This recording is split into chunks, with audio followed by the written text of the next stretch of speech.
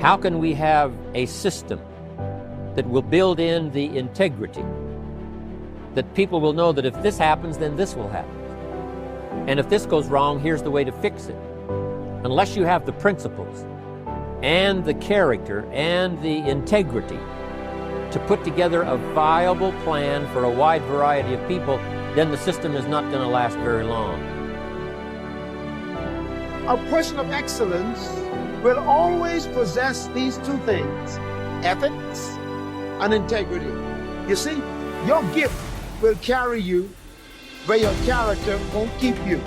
Ethics are moral standards grounded in principles that govern your beliefs and convictions. Ethics are mental attitudes based on beliefs that control your behavior. What you believe manifests how you behave. Integrity is integration of your words with your behavior. What you say and do are supposed to be consistent if you are a person of integrity. Integrity basically is basic wholeness. In other words, it's consistency.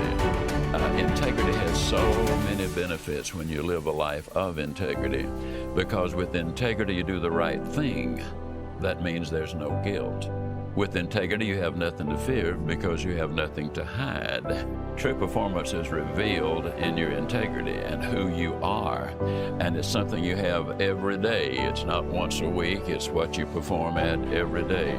And that's using the ability you have in order to perform in a way that will please not only your own ego, but also by more standards, the people that you're working with and for.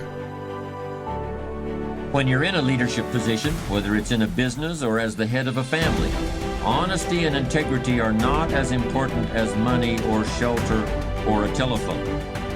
Honesty and integrity are infinitely more important than any of those things.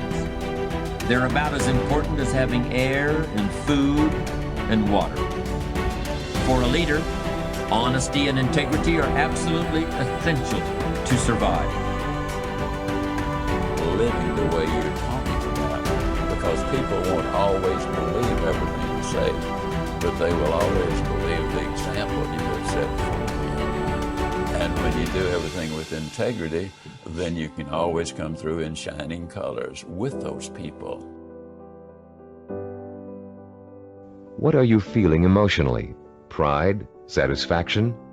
Maybe you're feeling relief that the hardest work is behind you. Maybe you're feeling the power of your new position.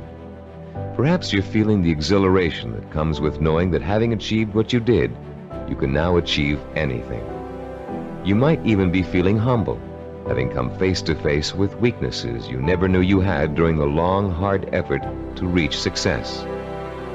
After you have awakened all of your senses to the sight, smell, taste, touch, sound, and feeling of success, you start with a specific statement of what you want to achieve and when you want to achieve it. Then you gather inspirational photographs of others who have achieved what you want to achieve. You imagine and list the rewards and benefits you'll experience as a result of achieving your goal. And finally, you bring these 3 steps together into an imaginary scenario rich in sight, sound, touch, taste, smell, and emotion. This scenario is your vision. It is the driving force behind all of your thinking and activity.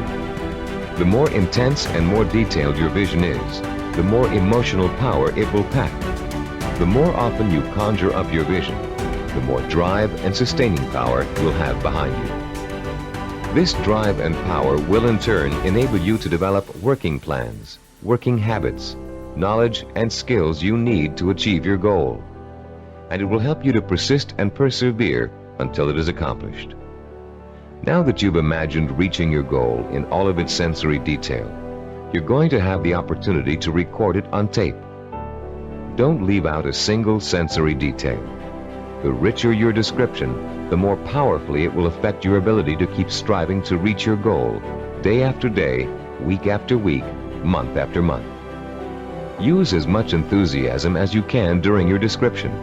You should be enjoying yourself. After all, it's your vision of success you're describing. After you've finished recording, play back your description and listen to it carefully. Did you falter in places? Were there things you couldn't describe fully?